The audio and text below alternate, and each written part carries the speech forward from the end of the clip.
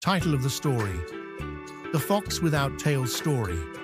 A fox was once caught in a trap. It was only after a tough struggle that she could get free. But to her sorrow, her beautiful tail had been cut off and left in the trap. "How ugly I shall look," moaned the fox. "Won't the other foxes laugh at me?"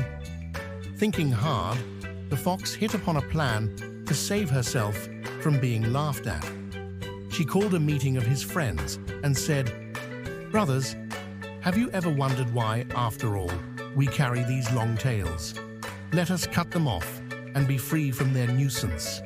But the other foxes had noticed her cut-off tail.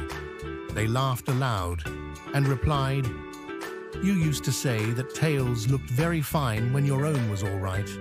Now that you have lost yours, you want us to lose ours too." Moral of the story: do not listen to the advice of him who seeks to lower you to his own level.